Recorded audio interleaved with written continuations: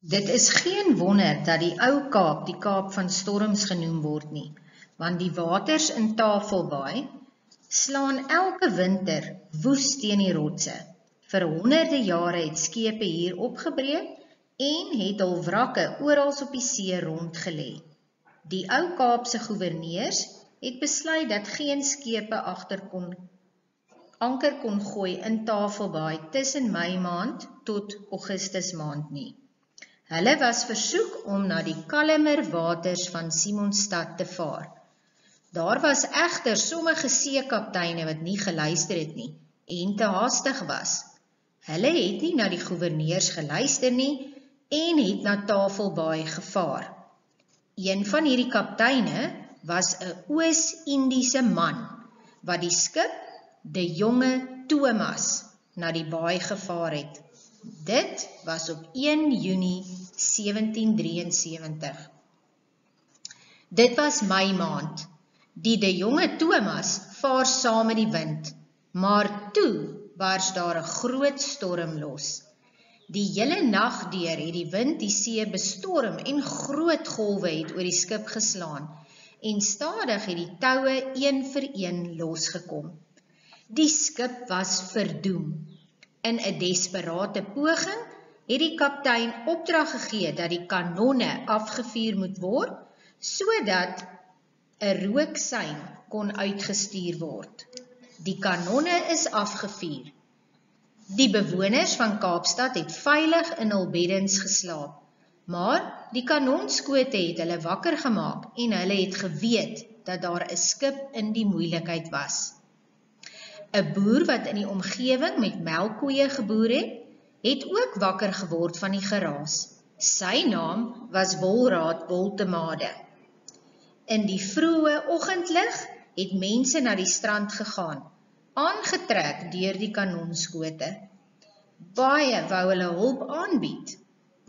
Die vroue het gebid vir genade. Ongelukkig was daar ook mense wat wou steel. Enige iets wat op die strand uitgespoel het, wou hulle dan vir hulle self geneem het. Die goewerneur het dit geweet en toe het hy soldate na die strand gestuur. Een van hierdie soldate was die seun van Wolraad Woltemade. Die soldate moes nou die strand oppas.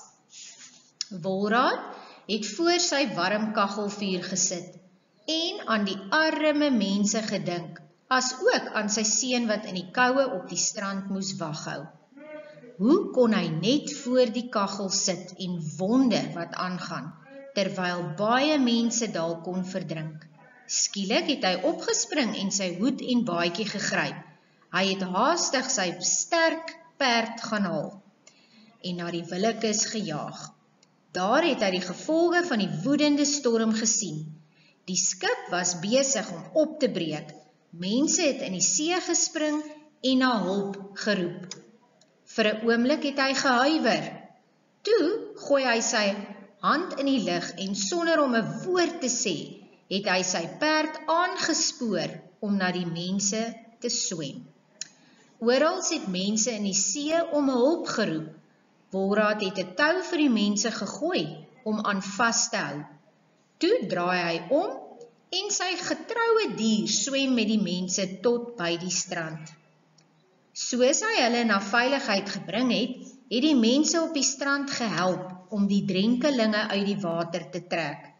Sonder 'n woord het Wolraad omgedraai en weer teruggekeer na die verwoeste skip. Hy het 4 mense aan wal gebring, toe 6, toe 8, toe 10, 12, 14.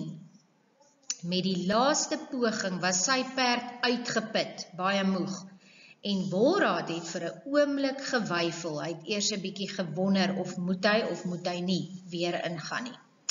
Hy het sy perd liefdevol omhels. Wolraad was ook uitgeput.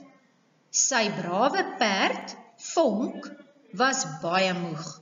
Saggies het hy oor sy geliefde perd se neus gestreel en gesien hoe rooi sy oë was van die soutwater. Vonk, my perd, kan ons nog een keer probeer? Nog net een keer.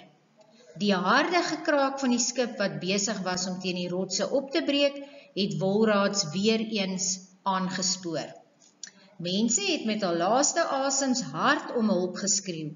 Sonder om verder te dink, het Wolraat en Vonk weer die see ingeswem.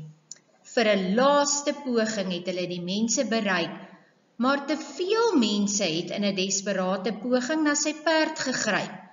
Wolraat het geroep dat hulle dit nie moet doen nie.